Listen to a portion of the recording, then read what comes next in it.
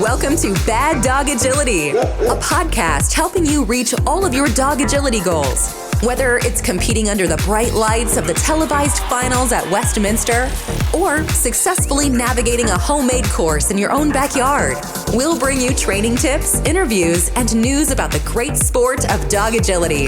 Are you ready? I'm ready. I'm ready. I'm ready. The show starts with your hosts, Jennifer, Esteban, and Sarah.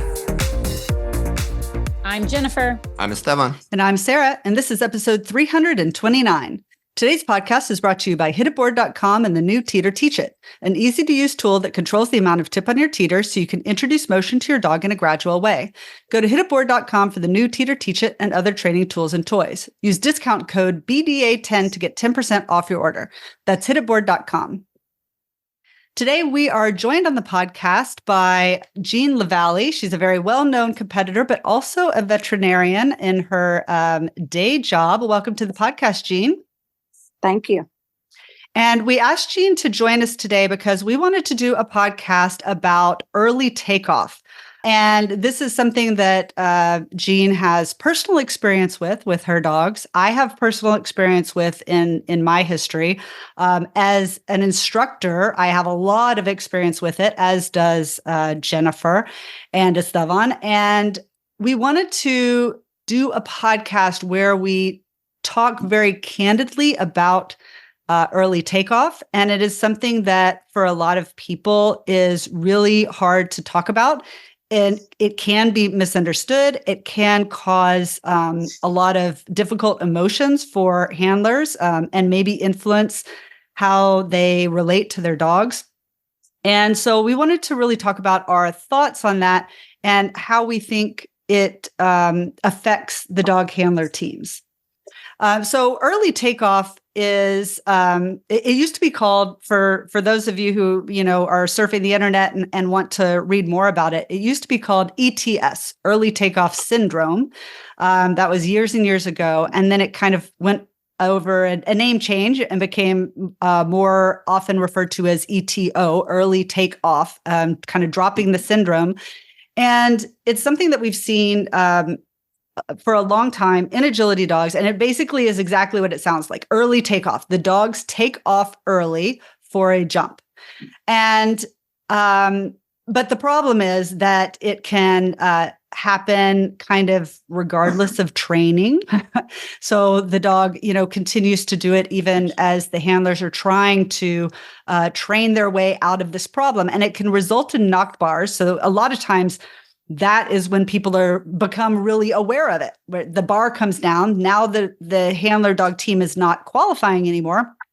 And now they're trying to figure out what's going on. And they see that their dog is basically jumping early and landing on the bar. But, and this is where, I come in as an instructor, but early takeoff can happen and in clean runs. It can happen when all the bars stay up because the dog can take off early. And if they jump high enough, they can still clear the bar. So we're going to kind of get into what it looks like in a little bit. But I wanted to kind of move from that general discussion of just the definition of ETO into what causes it. And this is where I think things can get a little bit tricky because the most recent developments that we have in investigating ETO have pointed to vision issues. And I think that this is a really important point because it basically debunks the idea that a dog that is exhibiting ETO is doing it because of bad training or because the handler is doing something wrong. And it becomes a little bit more like a medical issue with the dog that is neither the handler's fault nor the dog's fault. And so I really wanted to make that really, really clear in this podcast. So that's kind of high level. So let's take a step back. And now I want to talk a little bit about kind of our personal experiences. So Jean, I know that you have had dogs yourself with ETO. So why don't you tell us a little bit about kind of your timeline and experience with that and kind of what you learned along the way about ETO. So I had a dog named Seven who was followed my first really, really good world team dog, Taz. She was about 4 years younger than her. So I think she was born in 2002. But this was before this ETO was very well understood or anything. And she just looked like she was going to be a super, super dog. But she would knock bars. She would overjump a lot. And early on, what she would do is just leave out strides and do big superwoman efforts that, ironically enough, made her times much faster. So she looked even more potential than one would have thought because she wasn't really sure where the jumps were. So she just jumped bigger, harder, longer, faster. But her choices were always to leave strides out. That's just who she was. And she was not related to any dogs I'd ever had before, but probably by the time she was 2 or 3, she started having crashes. And I really just thought I had trained her badly. I thought I encouraged her too much to go fast and that I didn't teach her any respect for the bars. And so I started being real hard on myself. I went to Linda Mecklenburg for private lessons very regularly for about a year. And in that year, we basically made zero progress with making her any better. We did all kinds of things to learn how to manage her, but she didn't get any better. As a matter of fact, she got worse because each time she would have a bad crash, she would lose confidence. And then that would make other decisions difficult. And along about this time, I got a related dog. How dumb of me. Had no idea that this wasn't something I trained. And as that dog was coming up, she started showing signs. And lo and behold, guess what? I did it again. So I ended up with 3 dogs, all with the same. One of the 2 younger ones had this grandsire that was the older one's sire. But these dogs displayed the signs all completely differently. Cheer actually showed 0 signs until she was about 4 years old. And hers started with a crash on a double, jumping 18 inches on the world team. And she lost confidence and she just gradually got a little bit worse, but it never got really bad. And then Specky was somewhere in between. Speck literally never hit bars. That dog, I don't know how she did it because I don't think she could see very well, but she chose stutter stepping over taking off longer, harder, earlier. So 7 always chose to leave out strides. Specky always chose to stutter step and add in strides. And that made her much more successful, but it also made her slower. And then Cheer was somewhere in between. If she wasn't sure, she would add a stride. And if she thought she could do it, she would jump big. So she coped very well and was on multiple world teams. So generally speaking, I guess just across the 3 dogs, and they were all, cousins, whatever, nieces, nephews, sisters, all 3 of them handled it completely differently. And it looked completely different. Like you wouldn't have just looked at one and seen the same problem before we knew more about what early takeoff was. So, I went through a lot of anxiety, sadness, thinking my life was over in agility. And then I just sucked it up and said, I'm just going to support my dogs as best I can. And actually, probably any people who know me now as, Jean Lavalley in agility know me through Cheer, who was an affected dog. And like I said, she was on many teams, a lot of success, but she definitely had a problem. And the older she got, the less she was able to compensate with power and everything. So, the take home, I guess, for me is always to, if it happens, just do the best you can with the dog that you have and know that it doesn't mean that they can't do agility. It just might mean their agility looks different. I think that's really interesting that you had the experience of having multiple dogs, all, one right after the other, all with the issue, but it presented differently for each of these dogs, right? So in my mind, at least, I think of early takeoff issues as existing on a spectrum, right? So I think you have dogs that take off super early, and they barely clear the bar. You have dogs that take off somewhat early, right? But they will drop bars very often, right? So you have some dogs that drop bars all the time. Some dogs almost never drop bars. Some of those dogs, even up to the biggest jump heights, can make it to very big events, do very well, be national champions, compete at the Agility World Championship. We've all seen those dogs. And so you have this just great big variety out there, all with early takeoff. So I did want to talk a little bit more about like, what does it look like? So if someone's listening to this podcast, like, how do I know that my dog has it? Is it important that I know that my dog has it?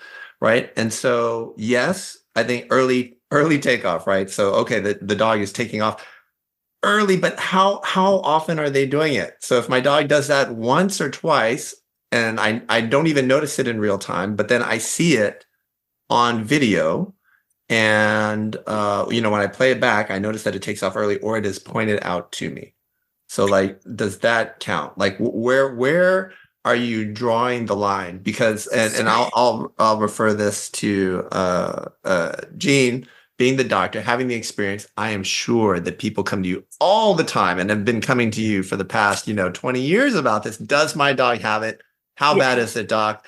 So what are some of the ways that you think about it? Do you kind of mentally think about it as this is mild, moderate, severe? To me, the whether or not the dog is dropping bars is going to have a heavy impact on how you advise a person. Do I need to retire my dog? Can I continue in the sport? What are your thoughts on that? Absolutely. I think it is on a spectrum. Because as I just pointed out, I had 3 completely different dogs with different level successes. The way that I feel like for sure is there are multiple little trademarks or things that happen. One is every photo you get of your dog, they're in descent. Every single photo, they're in descent over the bar. They're never in. I mean, a really nice jumping dog, typically you can see them arcing over the bar on at least a good percentage of the jumps. But the severely affected ETO dogs, they're always in descent, every single jump. The other thing is straight approaches, like perpendicular approaches, where they're coming straight in at a jump. They are almost always worse. Because those jumps have less depth to them. So if a dog is coming at a sliced angle approach, there's a whole lot more things they can key on the jump, and it's a whole lot easier for them to see it visually. But when it's straight on, all they have is the bar, just this straight on perpendicular approach bar. And so with depth perception and things like that with people, that is harder to see than things that have a natural depth. That is super, super duper interesting, because you and I have never talked about this before. And your observation made completely independently of my own, but that is exactly what I've discovered, to the point where in helping some people who are working through the issue, we will say in certain situations, you may even want to change or shape the dog's path a little bit to approach it as a slice. Or to even, if you are the kind of early jumper that most consistently drops the very first bar, you can set the dog up at an angle rather than straight on. And then suddenly the dog is keeping up the bar at a much higher percent. Sometimes dogs will do better on these premier and international courses because the majority of jump approaches are on a slice. Whereas when they're running novice courses, it tends to be, especially 15, 20 years ago, right? Very straight on. And then these dogs would just be pounding these bars. We had a dog in our training group. This is years ago, getting ready for some big event, a bunch of border collies. And as a border collie was an early jumper, but on the slices, the dog would be okay, right? The dog could keep the bar up and look like fairly normal, right? Or be normal. But straight on, the dogs really, really struggle. So that is such an interesting observation. And I think it's something that people can take notice of. Like, there are going to be people who hear this and think, wait, you're right. My dog is only pounding these bars on the straight approaches, and they're doing okay on the slices. That's why I wasn't sure if they had early takeoff or not. Yeah. Right. Also, backsides are easy too, right? Yeah, They have to go- exactly. They know Yes. exactly where the jump is because Yep. they went around it. So they know where it is. They don't have to see it. They felt it. They know. Yeah. Mhm. Yeah. Great Another sign, many of these dogs leap into tunnels in a very odd, most dogs Mhm. stride into tunnels. So a lot of early takeoff dogs just sort of leap into them. And I don't know why that is, something about not knowing where the edge of it is or what. Right. But, and then something I think that we see even more commonly is that they get on the contact obstacles very, Yes. very low. Yeah. And that can also lead to very much difficulty in training running contacts because Mhm. it changes the way I know for myself. 7 and Spec never succeeded in having a running A-frame, no matter what I did, because I could not get them to get on the frame high enough or at a good enough angle to have a natural striding frame. Cheer was able to do it, but she was less effective than the other two. I don't know if it makes as much of a difference with a running dog walk because running dog walks are so much more it's so much more of a trained skill. I think so many of us teach running A-frames almost just with a consistent striding. Just always do it this way. And it's hard to do that if they're getting on low. And I'll jump in right here real quick as well. Just to add to that point, everything that you guys are saying, I'm 100% agreeing with, but the running A-frame one is huge, both from the instructor standpoint, but also Clever, who was one of my more famous dogs who had ETO, spent her entire career struggling with a running A-frame. And she really should have been like the perfect size and the perfect striding for it. But exactly as Jean said, what would happen is she would get on low and she would load on low.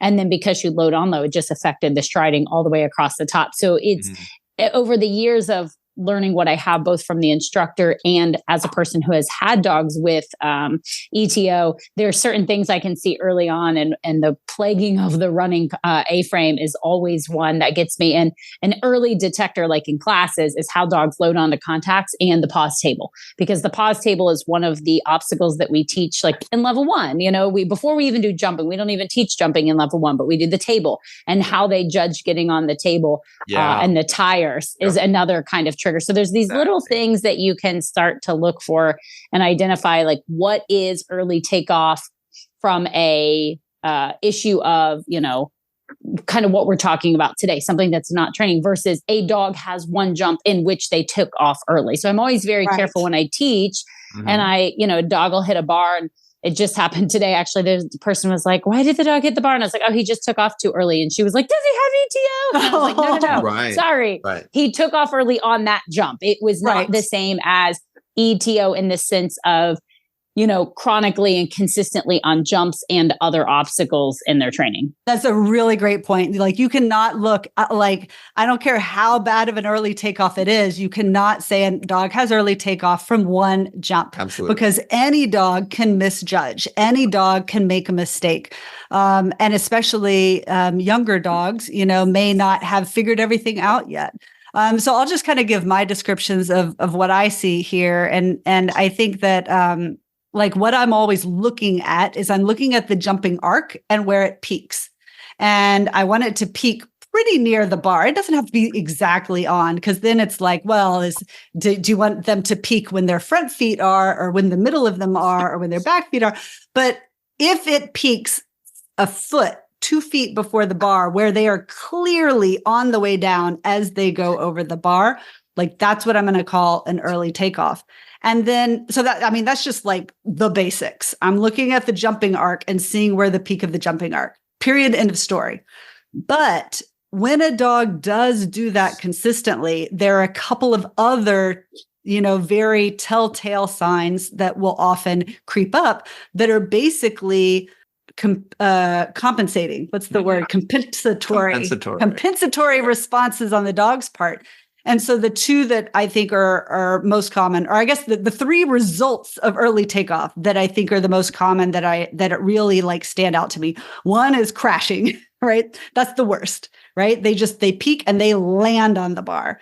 So when you see that, that's a pretty extreme ETO. And if it happens, you know, more than just one silly mistake on the dog's part. If it happens with any regularity, like that's pretty extreme.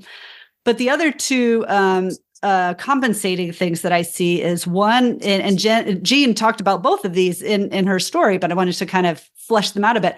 One is over jumping. That's what my dog Denver would do. So and by over jumping, they're jumping higher than they need to, because if you think about it, if they're peaking before the bar and they're on their way down as they like go over the bar, right? If they're peaking several feet before the bar, right, and then they're on their way down, then for my dog, who is a 16-inch dog, if he's going to clear a 16-inch jump, his peak had to be 22, 24. I have pictures of him, and he's flat in terms of his body. He's like parallel to the ground in his body. So he's at the top of his jumping arc.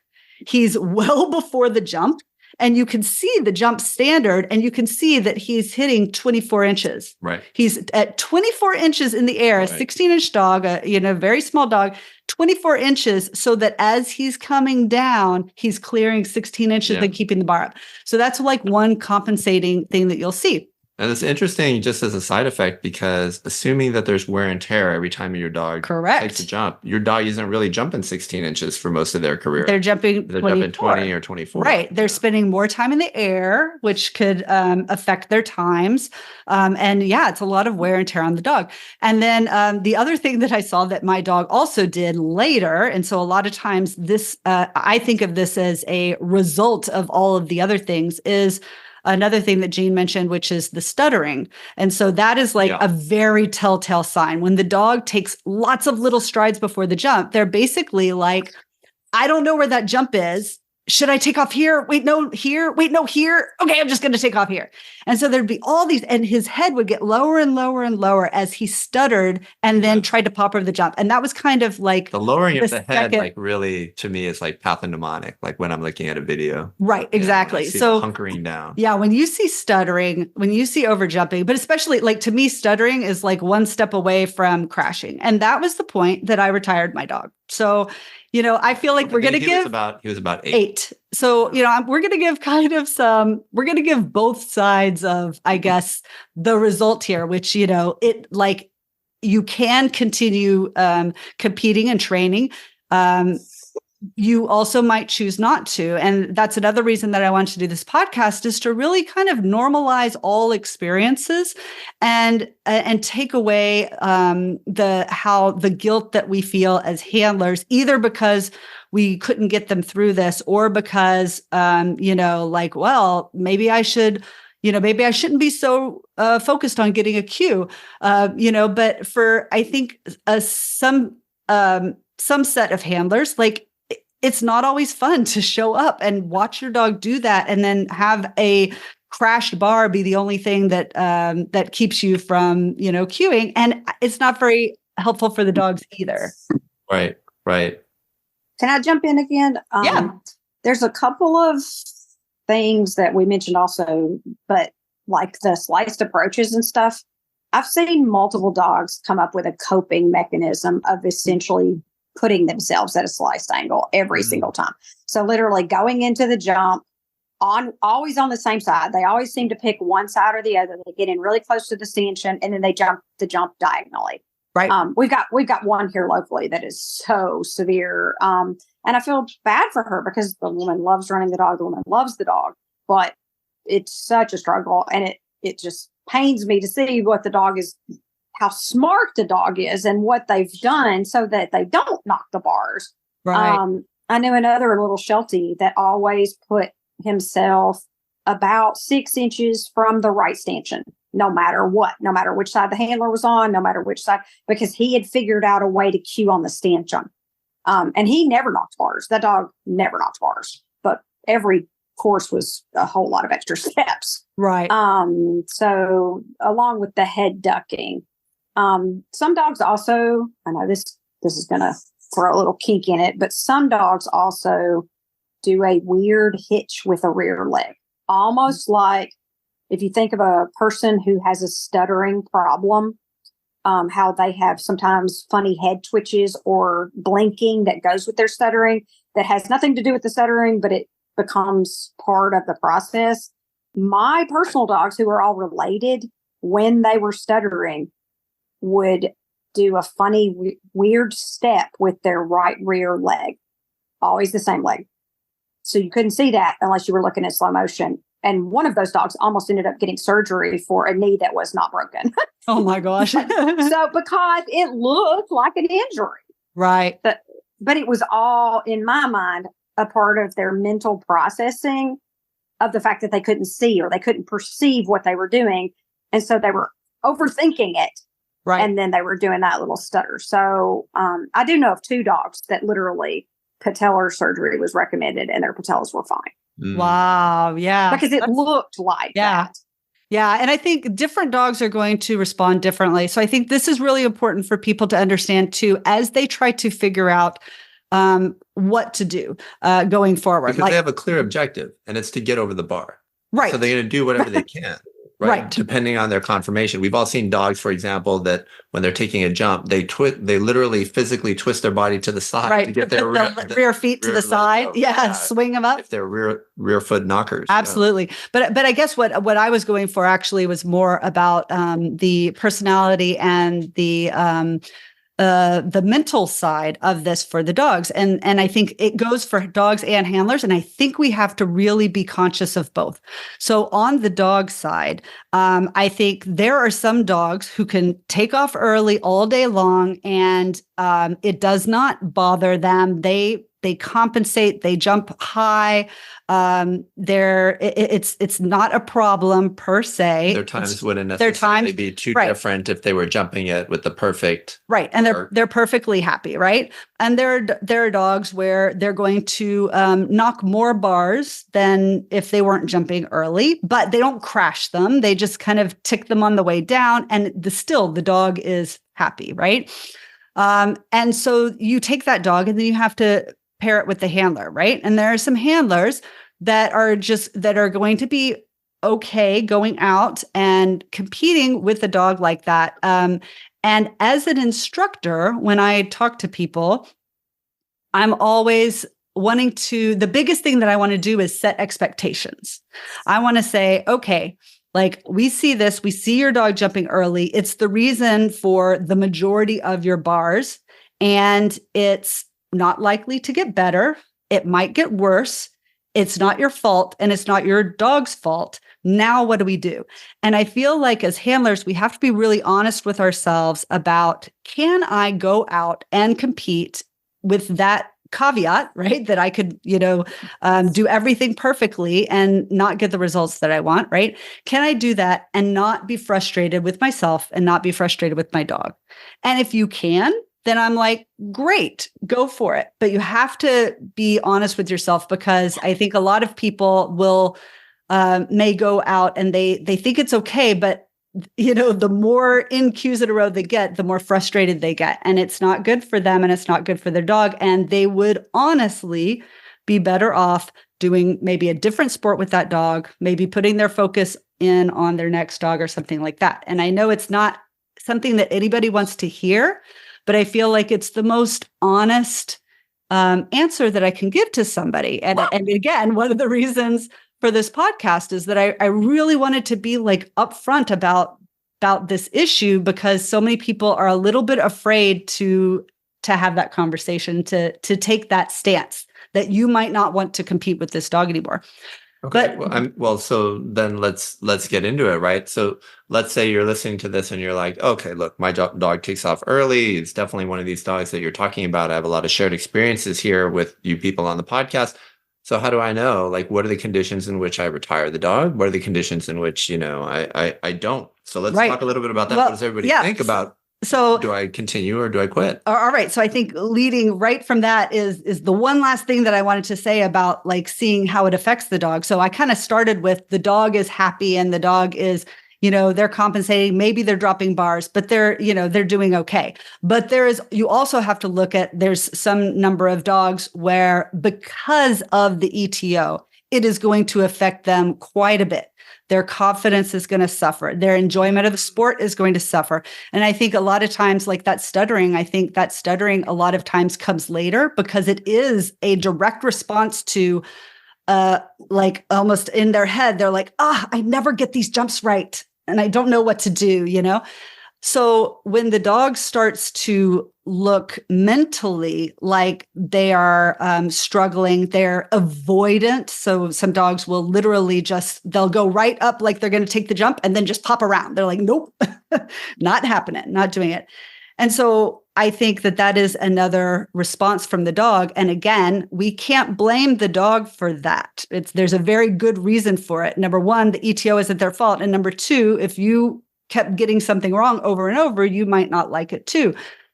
So I think to answer your question about like, well, you know, what do we do about it? Do we retire? Do we not? I think if you start to see kind of a lot of those negative responses from the dog, where it does look like they're really struggling and they're not enjoying themselves anymore, I think that is a pretty good sign for maybe that dog is ready to not have to deal with this issue anymore. Well, let me ask Jane. So you've had the 3 dogs. Like, how did you, for your own personal dogs, like make that call? So the first dog, I made a lot of mistakes. Mm-hmm. I went through a phase of correcting her for bars because I had no idea that it wasn't her. She threw that back in my face one day. She knocked a bar, ran into a tunnel, and wouldn't come out in a trial in public. I was devastated. I was like, clearly I had stressed her to the point, and this dog loved agility. And I had stressed her to the point that she was scared to try. And at that moment, you know, that was kind of like the epiphany in me. You can't correct her for something she's trying. She's doing the best she can. She can never be corrected. And so I moved that dog to preferred was my first approach. She moved to preferred, and she was about 4 years old. And actually she had a lot of fun at preferred, and the crashes were not dangerous. She knocked bars, but we had something called a puppy 7Q.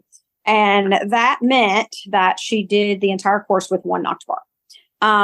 So the crowd literally would go wild if 7 had an almost clean run because it was so rare. She would usually knock two or three bars, again, not crashing, but this is even at preferred height.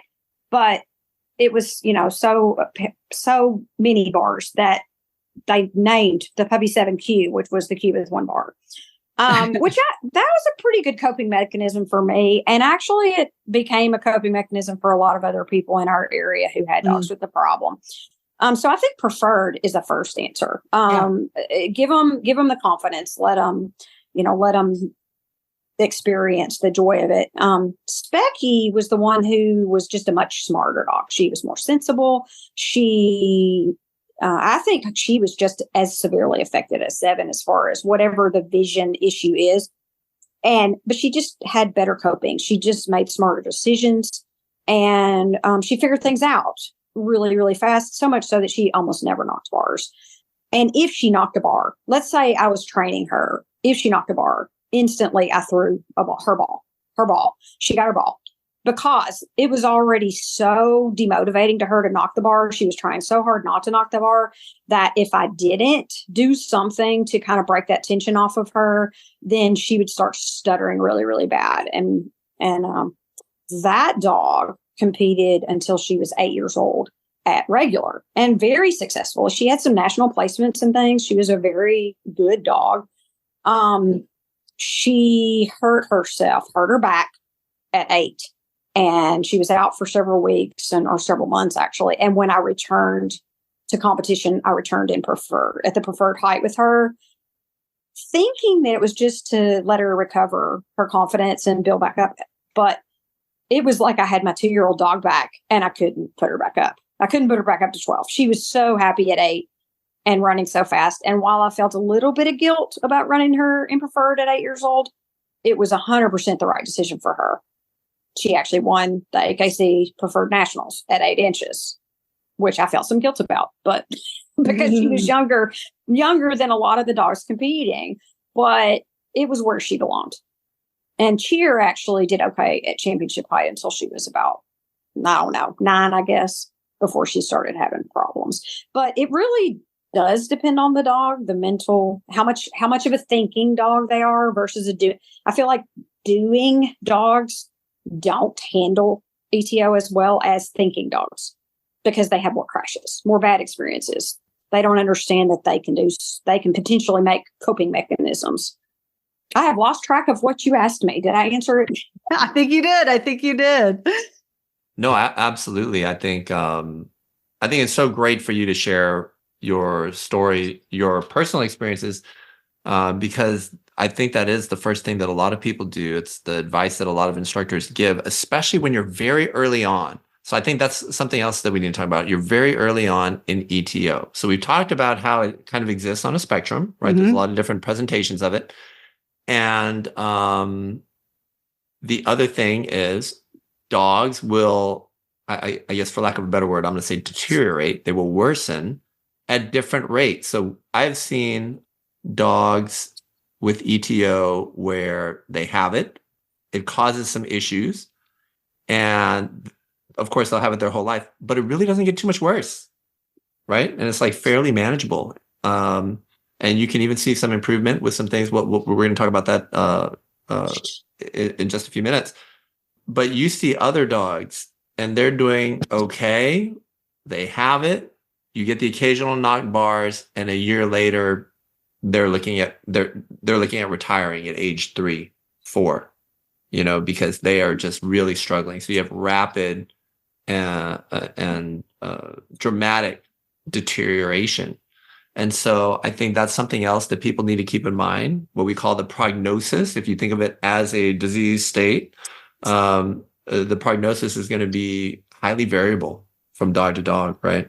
Yeah. And you were talking about young dogs, because that's something that I do want to touch on too. So we watch a lot of video as bad dog agility instructors, because we do all of our training online. So we are watching video after video after video of, hundreds of handlers. And so when I'm watching a video and I see an early takeoff, if I see one and maybe even two, and they're not the really bad ones where they're like, really exaggerated, I might point it out, and I'll basically say, this is something I want to keep an eye on. It's like when the dentist is like, you don't have a cavity, but there's a spot that we're going to keep an eye on, right? It's like, it's something that I'm going to keep an eye on. And the first question I'm going to ask is, how old is your dog and what is their experience?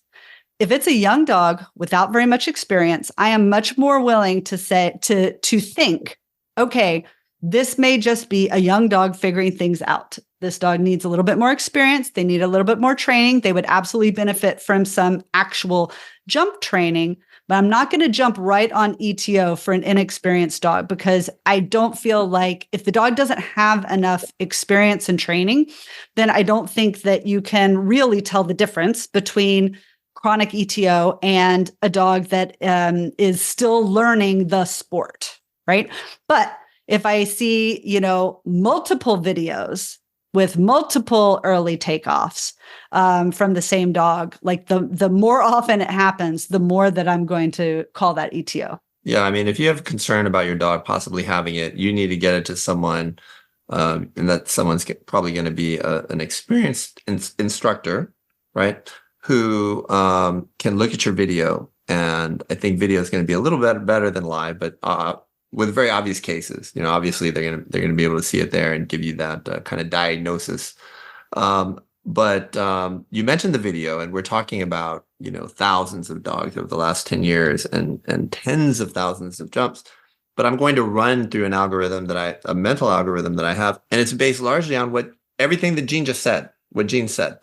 I start with what you said, which is like, I'm checking the takeoff point. I mark it for the person so they can see how much hang time they're getting and how much of the jump is happening before the obstacle, and how they're barely eking it over, and there's almost none of the dog's airtime happening after the obstacle. But then I will also do a check on everything else. I check the approach to every contact, right? And I will point out if there's a pattern there that's consistent with what a lot of ETO dogs do, including the table. I will look at the extending obstacles. So people who get analysis from me know that I'm always talking about the extending obstacles. What do they look like over the tire, the panel, the double, and the triple? Because there's a lot of dogs who will jump fairly normally over even straight on. but they have some early takeoff issues, but they only manifest over these extending obstacles in certain situations, right? And so I run through this kind of check. Go ahead, Jean. I was just going to say, I think it shows up first in spreads for almost all dogs. Like, yes, it's like that's where they usually tend to make the first mistakes. Yeah. That is that is exactly right. That's a great point. And from there, now you tell them, okay, well, I see some evidence of early takeoff. Of course, everybody freaks out a little bit. Right. A lot of people do. And the next thing that you have to tell them is, I don't know where this is going to go. This may be as bad as it ever gets. And in this video, your dog didn't drop any bars at all, right? They took off early for the double, the triple, the tire, maybe even the table looks a little funny, but no drop bars. And you're telling me that they're not a bar knocker. They rarely drop bars. This might be as bad as it ever gets, right? So we just don't know what the course of ETO is going to be in any one dog. I haven't seen anything that I can reliably predict just based on an initial series of videos. Jen. So one thing I want to add on that I think for the four of us here is probably somewhat assumed, but it hasn't been mentioned. So those that are listening that maybe are newer to understanding it, but we didn't talk about breed, right? So I was one of the things that I'm going to look at, in addition to all of the things that you mentioned, if I'm evaluating a dog, if I'm deciding, okay, is it training or is it ETO? What can we do about it? Is I'm going to look at breed. The other thing that I'm going to look at is potentially, or ask potentially, depending on how well I know the person, is the pedigree. And I know these are somewhat controversial things, but there does tend to just be trends of higher rates of ETO in certain breeds and in certain lines. Now there's not been any studies that can conclusively say it is genetic or how it's passed from dog to dog. But in the case of Jean, she mentioned all three dogs that she had are related. Right. And I think maybe what was mentioned, I don't know if it or skipped and not mentioned, is they were all Shelties. I don't know if that was brought up or if it is assumed, but as a Sheltie person myself, as a person who breeds Shelties, Jean is a Sheltie person. She has years of breeding Shelties. We know that is something in our sport or in our breed, and we know that it's in other breeds. So if there are certain breeds that if I'm looking at a video, I'm probably going to be a little bit quicker to think that there is an issue based on my experience. So in all of the things that you mentioned are what we're going to look at on a video in terms of the agility aspect, but there's some other clues there in terms of the genetic component and the breed. Well, let's name names. So you've mentioned Shelties. I think everybody's also pretty aware that Border Collies often will exhibit this. The other one that I see is Turves. Turves. I was just going to say Turves. Yeah. All right. Lots of Turves. To me, those are the big three. Are there any other breeds where you're like... Soft-coated Wheaten Terriers. I was say soft-coated Wheatens. Norwich Terriers. Okay. Almost all Norwich Terriers have it. Yeah.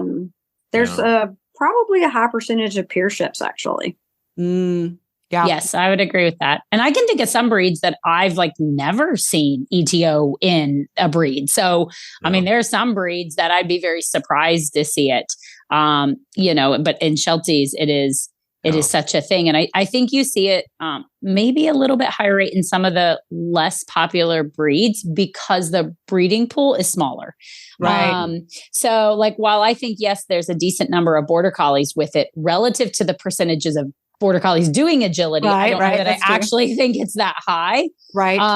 But when you look at Shelties, and I know Shelties are relatively popular, but as a person who breeds them, performance Shelties, we really have a pretty small pool of Shelties to breed from. So kind of once you get it in a line, it is kind of sometimes hard to get rid of. And I think that's where some of the less popular breeds, like the Pierships or the soft-coated Wheaten Terriers, it's once you get it in there, it's harder to get rid of versus maybe a breed with more options like a Golden or, something Papillons maybe that you would have more options for. Right. Yeah. I can't recall ever seeing ETO in a Golden. Can you? I can't think of one off the top of my head. Most of them. You have? It's more rare. They have bar knocking issues, and I can't tell if it's a super mild form or a variant of ETO or it's due to structure. Any retrievers. Yeah. I can't think of any retrievers. Right. Well, I was just going to say, I work with a ton of Weims and Dobermans, and I cannot tell you a single Weim or Doberman that I've seen with ETO, and I work with a fair amount. Rottweilers are beautiful jumpers. Rottweilers, yeah. Right. Yeah. I wonder if the vision with bird. Oh, right. That's right.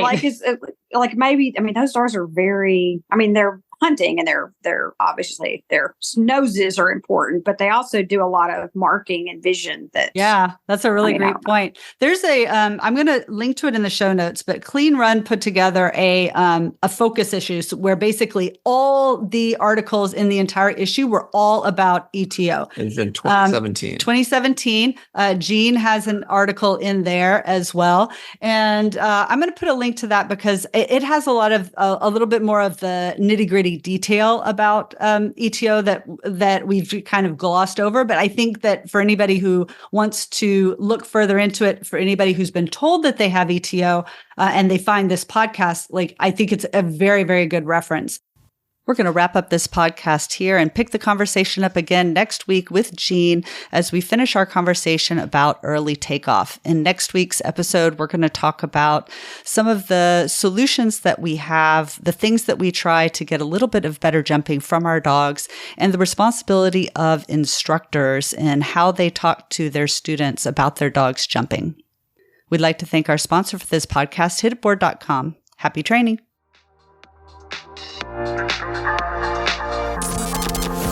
Thank you for listening to Bad Dog Agility. We hope you enjoyed today's episode. For more information, updates, and links to all our socials, just check out our website, www.baddogagility.com. If you haven't already signed up for our email subscription, we would love to have you join the BDA community. Until next time, take care.